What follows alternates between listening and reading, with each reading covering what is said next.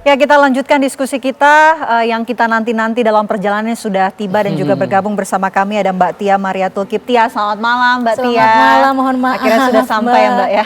Iya. Oke, baik.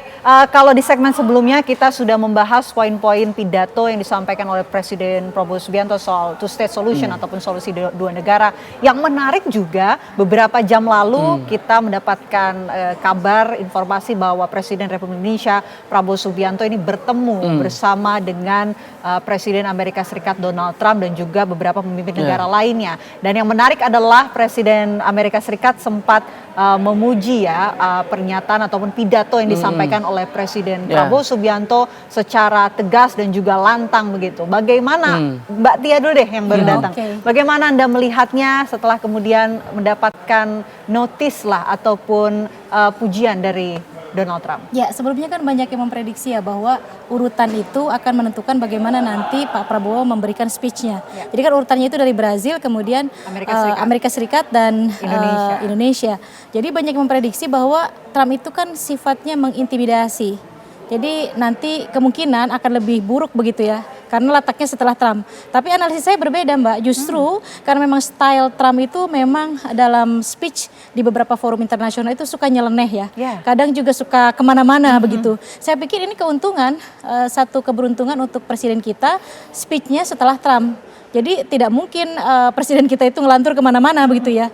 Jadi harapan kita semua bahwa Presiden Prabowo akan memberikan statement yang cukup strict begitu di forum PBB terutama tentang two state solution sebagaimana harapan masyarakat Indonesia direalisasikan oleh beliau.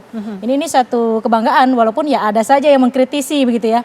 Tapi kali ini saya fair saja sebagai akademisi, tidak ada kepentingan apapun. Kalau beliau ketika bagus ya harus dikatakan bagus begitu.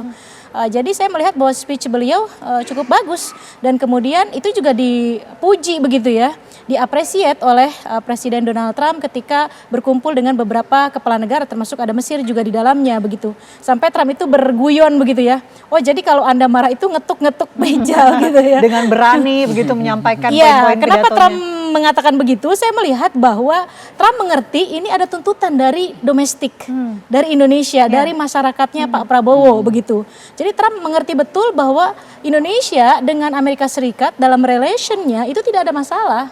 Trump paham itu, makanya dipuji tapi sambil bercanda begitu Mbak. Jadi apapun yang dikatakan oleh Pak Prabowo itu tidak akan membuat clash atau akan membuat Amerika menjauh begitu, tidak.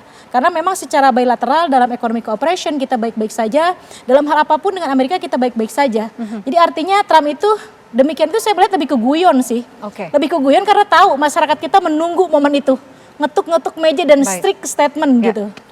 Saya mau ke Pak Hidayat. Pak Hidayat, ini banyak juga yang menyoroti bahwa seperti yang dikatakan oleh Mbak Tia, posisi ataupun urutan berpidato ini juga mempengaruhi. Ketika di urutan kedua Presiden Amerika Serikat Donald Trump berpidato, justru seakan-akan banyak yang mengatakan bahwa Presiden Prabowo justru mengcounter pernyataan-pernyataan yang disampaikan oleh Presiden Donald Trump, termasuk juga yang menyinggung, mengkritisi kinerja PBB dan juga menyinggung soal Palestina, Gaza Palestina dan juga climate change dan beberapa poin-poin lainnya. Kalau Anda melihatnya bagaimana Pak Hidayat? Ya, saya sepakat juga dengan penilaian seperti itu karena yang dilakukan oleh Pak Prabowo itu juga terkait dengan penyikapan yang dilakukan oleh Israel. Israel kan sebelumnya sudah menyampaikan ancaman terhadap negara-negara yang akan mengakui Palestina merdeka, itu diancam oleh Netanyahu. Tapi ternyata tetap saja Perancis tetap berani mengakui kemerdekaan Palestina, Inggris tetap berani mengakui kemerdekaan Palestina, Spanyol juga demikian, dan ada bahkan sekarang sudah 150, ada yang nyebut 159, ada 147, artinya kemarin ada tambah 11 negara yang melakukan pengakuan terhadap Palestina. Israel sudah memberikan ancaman itu sebelum terjadinya peristiwa tanggal 21 September kemarin di New York. Israel sudah menyampaikan dan memberikan ancaman terhadap negara-negara yang akan memberikan pengakuan terhadap kemerdekaan Palestina. Tapi tetap saja Pak Prabowo dengan berani menyampaikan tentang dukungannya. Pertama kali mengumumkan we have to give guarantee for the freedom of Palestine. Dan di akhirnya beliau mengatakan we must recognize the freedom of Palestine.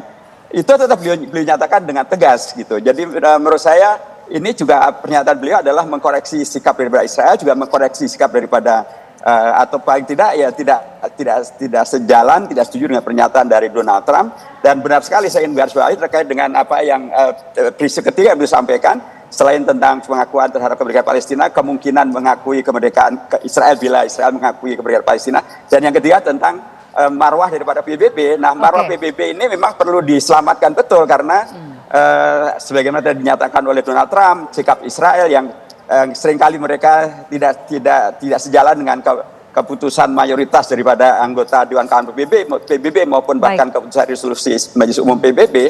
Nah, ketika kemudian keputusan PBB tidak bisa dilaksanakan hanya karena veto satu negara, atau ketika kemudian resolusi terambil oleh Majelis Umum tapi tetap tidak bisa dilaksanakan, tentu ini marwah PBB jadi taruhan. Karena reformasi PBB menurut saya menjadi dipentingkan dengan menghilangkan hak veto maupun juga dengan merekomposisi terhadap keanggotaan baru dari Dewan Keamanan PBB. Baik, Pak Syaroni, ada analisa lain? Ya, memang kalau kita lihat posisi hari ini gitu ya, mirip dengan tahun lalu gitu ya, bahwa mayoritas negara di dunia itu mendukung kemerdekaan Palestina dan setuju statehood of Palestine gitu ya.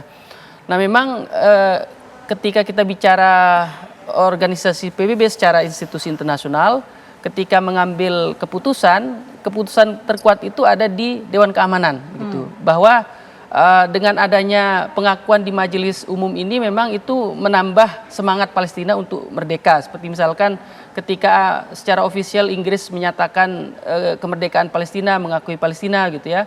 Prancis juga sama, dan rombongan negara-negara Eropa lain seperti Portugal dan lain-lain gitu ya.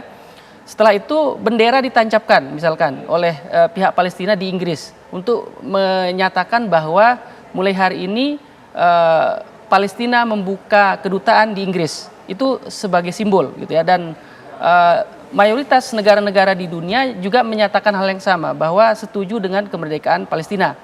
Namun yang menjadi persoalan kemudian adalah rekomendasi Majelis Umum ini tidak bisa dijadikan patokan untuk kemerdekaan Palestina 100% seutuhnya. Karena mekanisme di PBB itu adalah negara mengajukan atau salah satu negara anggota DKPBB mengajukan ke rapat DKPBB mengusulkan kemerdekaan Palestina, dan ketika di situ ada ketentuan minimal 9 negara mengusulkan negara baru untuk menjadi anggota tetap PBB begitu, maka itu menjadi syarat untuk kemudian dia diakui sepenuhnya tanpa ada veto gitu ya. Jadi 9 negara anggota DKPBB mengusulkan Palestina, dan Palestina di-approve sebagai anggota tetap DKPBB, anggota PBB maksud saya, dan itu secara otomatis akan mempengaruhi positioning Palestina sebagai negara merdeka seutuhnya dan menjadi anggota tetap PBB. Saat ini posisi Palestina itu adalah observer, peninjau begitu ya. Itu yang kedua. Kemudian yang ketiga, tidak adanya putusan tetap dari DKPBB saat ini gitu, itu berdampak pada mekanisme two-state solution. Jadi two-state solution itu harus pada pijakan batas-batas wilayah. Jadi nanti 2 negara, Palestina wilayahnya bagian mana, kemudian Israel bagian mana. Ini kan belum ada pembicaraan gitu ya, gitu. Sehingga sampai ada ketetapan dari DKPBB dan tidak ada veto dari Amerika, maka mungkin kita masih perlu bicara dengan PBB gitu ya, dan Amerika tentu yang selalu memveto. Itu poin-poin yang disampaikan oleh Pak Syaroni kan. Kita juga penasaran ya, ingin tahu apa sebetulnya agenda dari Presiden Republik Indonesia Prabowo Subianto. Akankah kemudian ada pertemuan-pertemuan lainnya, serta respon dari diaspora Indonesia atas pidato yang telah disampaikan Presiden Prabowo Subianto dalam sidang Majelis Umum PBB kemarin. Kami akan hadirkan untuk Anda pemirsa sesaat lagi, tetaplah bersama kami.